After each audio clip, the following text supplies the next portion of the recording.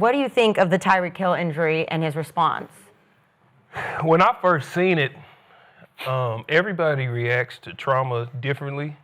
I think when I first seen that reaction, a person may say like, "Oh, he's excited. He might have a chance to get out of Miami." Yeah. But I've torn my knee up in a game on Monday Night Football, and your initial reaction is to stay positive and like to exude positive energy. But I think that personally, I believe he was in shock, and it hadn't hit him what actually happened. Yeah. Agreed. And the adrenaline. The adrenaline's gone, and it hadn't actually hit him. Especially, the reality is it doesn't hit you until you find out what happened. For me, the year before, I had tore my quad tendon. So when I did the other side, I knew exactly what it felt like, what it was. I told the doctors they ran on the field, it was like, what happened? I said, oh, I tore the other side. They said, the same thing? I said, yeah. They said, how you know? So it felt exactly the same. Yeah. So I knew, and at that point, what I did is, and what I want to get to about Tyreek, is going into the 21 season, I had tore this knee up, and I had already discussed with my wife about what happens moving forward or whatever. And I was like, I'm going to give it another run and see what happens. When I tore this knee up, I sat up and I said, you know what? I've had a great run. That's probably it. The reason I bring that up is because Tyreek has talked about retirement already. He's brought it up. We play a game where you can't be half in, half out. It's too dangerous to play this game if you're not all the way in it. And his game is based off speed, quick twitch, and that's what has made him a Hall of Fame caliber wide receiver. So my concern is moving forward is his mental and what happens to his game, because they said he dislocated it and he tore all these ligaments, including the ACL. Yeah. That's a grueling recovery process, even with modern medicine. So you just hate to see that, especially with him. But the last thing I want to say is, what I hated most about this is all of the outrage from the players and turf and what it's done to our bodies for the very next day for a high caliber player like him to get hurt on grass. Because now the NFL can say, well, Tyreek got hurt on grass. Yeah. Y'all talking about turf, but he got hurt on grass, so what's the complaint now? You know what I'm saying? I hate that because they don't understand. Yes, turf is still horrible. Yeah. Like, it's still bad. That's the grueling part of the NFL. But that doesn't change the mindset of turf is not good for us. Yeah. So that's my thing with Tyreek. Couldn't you still argue, though, that Tyreek Hill's injury was a contact injury? That was a freak accident. Yeah, Malik Neighbors was. Malik Neighbors injury. A lot of these turf injuries are non-contact. I feel like there's still something to be said there. I don't know. It is, but I'm talking about this. How these higher ups and how the business work. It's like, well, this is beneficial for So that's my take on it. No, I agree, and I'm the same way, man. I saw it yesterday and I turned it off immediately. I hate seeing that stuff. You never want that to happen to any player in the NFL. Hopefully he can get back to 100% in the future and recover. Obviously, they mentioned that it was some ligament damage as well, so that's going to be tough. But it just goes to show the sport that we love. It is a violent sport. And things like that can happen in an instant, and it can change careers and lives and your future, and it's just so difficult to watch. And you can recover the right way. You can be great with your nutrition. You can be great in the offseason. You can do everything perfectly and have your body in the best shape possible, and that can still happen. You can't prevent that. So I hate it for them. I hate it for the Dolphins right now. They're already struggling. They get a win last night, so they're 1-3. But on top of that, that is their number one player on offense. Tua struggled a little bit this season. I expect Jalen Waddle to get some more targets going forward. Darren Waller was a pleasant surprise last night for them. Mm-hmm. That's going to be a good security blanket. He had 2 touchdowns coming back, and then A-Chain obviously is great out of the backfield as a receiver. But it's going to be tough for the Dolphins going forward, losing a guy like Tyreek Hill. We'll go. Yeah, I feel the same y'all felt about it. I actually thought Tyreek was playing good, playing well, and on his way out, they was going to trade him. He was going to go to a contender. And you'd been pushing for it. I've been pushing for it. Like, he's going to go to a contender and, compete for another Super Bowl and be able to retire on a high note. You know what I'm saying? But, hey, I always say it. These football gods don't play no games. You know what I'm saying? They do not play games. They don't make no mistakes.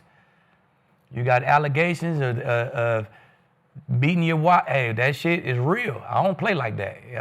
I'll be off this show. If I get a call right now about somebody beating on sister, wife, daughter, any one of them, you know what I'm saying? So I don't really play like that. And football guys, they brutal. They don't make no mistakes, man. So, hey. So you're suggesting they tease the you a gods little got bit. even? Karma. No? It's karma, man. Hey, man, hey. You seen that tackle happen 1,000 times. 1,000 1,000 a times. billion And then times. he snapped his whole leg in half. Then to be 32 by next year he'd be 32 when the season start. You make your money on speed.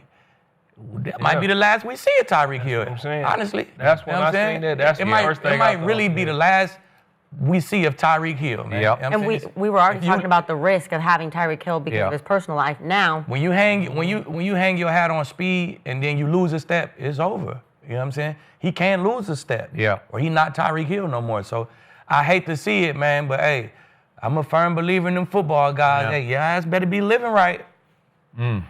So to Kenzie's opening point, I have never seen a reaction like that to such a severe injury because he had the biggest smile on his face all the way out. yeah. You know, yelling to the crowd, and I'm like, he's just got to be in shell shock, man. I mean, he just. I think his reaction was, me? This happened to me? Because he is not injury prone, never has been. Yeah. He Never has plays been. football. Yeah. He plays games after games after games. And this was devastating because this is rare. When you dislocate everything, because it's completely out of socket, it tears everything. I will bet you he had 4 ligaments torn. I will bet you he had his meniscus torn, all the cartilage torn. Tore it off. I will bet you, because you got to get to the hospital fast because it threatens that artery that runs down the back of your leg. Why they So kept That's why that's why they get surgery. blood right away. flow to the bottom of your leg That's permanent damage. is it gets to threatened. be, yeah. And you got nerve damage. You got everything. And I'll never forget that kid at South Carolina, that running back. I don't know if you guys remember, 2012, Marcus Lattimore. Lattimore. You Yeah. remember? Yeah. And he was hellacious good. He was going to be maybe the top 5 pick. And he did that. And he finally wound up getting, I think Denver took him in the 4th round. And he never played a down in the National Football Never the League. same. So to Akeeb's point, it's hard to believe now that Tyreek will ever play again. It's against long odds that he will ever play again, in part because he's all speed and quickness. Yep. And to me, he is the most exciting deep threat in the history of the National Football League. I know I'm the biggest Randy Moss fan, but Randy Moss made it look too easy to me because he's 6'4" and can just like effortlessly fly past DBs. But Tyreek looked fast. You know, he just looked like he was having to go fast. And you want to talk about a human highlight film, man, he was as viral as it's ever gotten. And then to add the backflips to it, you're just like, wow, this is very special what you're seeing. And yet that injury to me, okay, so this is a grass. I can't tell you how many times I saw way back before your time grass cleat injuries where you just get stuck in the, long cleats stuck in the grass. It's just, it's a bad formula for disaster.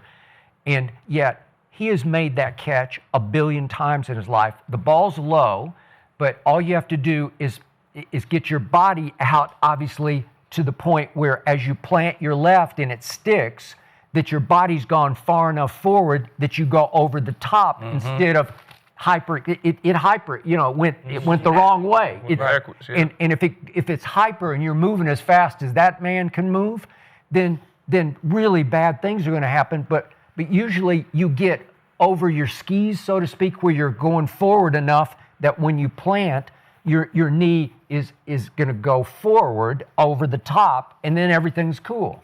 But this way, he was just a little behind the plant where it got stuck, and I think his reaction of the big smile was like, "This happened to me. I'm as good an athlete as there is in this league, and that I got into that, and it wasn't that dangerous. It wasn't like a contact thing where he's getting smashed into a dangerous predicament. That's not what happened. Regular The tackle. contact wasn't doing it. It was just him being just slightly awkwardly out of body control. Mm-hmm. And that happened to that guy who's not injury prone. Then like it's like maybe you're right. Maybe it's Hey, they don't play brutal, man. they don't play, man. Well, did you see this morning though? He posted, because I can understand the shock and being Yeah. like, okay, but this morning he got on social media, he posted and was like all perky, was like, I'm going into surgery, love you guys, and I'm like, That's not the dark times. The dark times is Okay. after that. Like I did the same. You know, I went. Okay. That's a good and point. Yeah, I we're- did. Because that portion of it, I've been married going on 13 years. It's the honeymoon phase. It's like all this, but Yeah. then there's those nights where nobody sees that, you know, your nobody wife cares. or, Yeah, nobody. Yeah. you know what I'm saying? It's those nights that you got to work through with your spouse. It's those nights, those dark times where you're pushing through, like, because like he said in the video, he said, man, all the love I'm getting and all that, the surgery's over now. Now we on that. That happened. Surgery happened. Who do we start the show with? Lamar. Now we on to Lamar. Yeah. Now we on. Now what happens when, because like Keith said, he got other stuff going on. The only way to not deal with that was the field.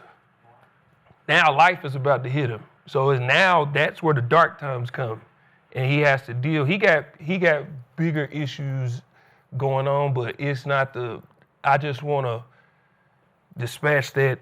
Well, he looked perky here. No, that's just right now. Yeah, well, Yeah, that first day of rehab, when that's you go going by on. yourself I'm telling and you, you're that, in there that by goes yourself. away, and Yeah. it gets really dark, man, when you rehabbing. So, I don't know. Cody, how are you feeling? Yeah, no, I mean, it's tough. I mean, I keeps talking about these football guys, man, and telling you, bro. at first I'm like, nah, man. You know, but it's the reality of it, and it's also, we talked a lot about Joe Burrow having those injuries. These guys having these injuries that take all these hits, and these different things happen. I mean, But he seems to be injury prone. Yeah, like he has a litany. Yeah, what has you know. he done to the point, it's football like, god? But I think We don't know how Joe living outside of that football world. We don't know what the fuck to Joe got Akeem's going. point, What like, mistakes is my boy Joey making? It takes Better me back clean it up. to the Malik Neighbors hit, Yeah. to the injury he had on that go ball, and to some of these guys. Like, we've seen these guys take those hits or make these actions or do these moves billions of times, and all it takes is one wrong time for that to happen. And it's just, I don't know, maybe it is the football gods, maybe it's just whatever it is, but it's just, or the wear and tear. Yeah. Malik Neighbors, the ball's a little underthrown. He has to reduce speed, come back, goes up, comes down a little awkwardly on I the thought left. he did it on the way up. No, he did it on the way up. You He did it think on the way so? up. I thought he planned planned it. it. He did it on the way up. He went up. It was like, But that's what I'm saying is, like, he's made that same adjustment to an underthrown ball, Thousands back times. shoulder, Yeah. thousands of times. Right. But that one time, why does it happen? You know, and it's just, Yeah. it's tough. Usually, It's and the ugly part of our game. what I learned with all my different surgeries and injuries is when something happens in one part of your body, it's usually somewhere else was the problem. When I tore my left knee up, I pulled my groin in practice that Friday. Got in warm-ups, I felt fine. Did one move in warm-ups, and I felt it tug. Went inside, gave me a shot, wrapped it up, felt good.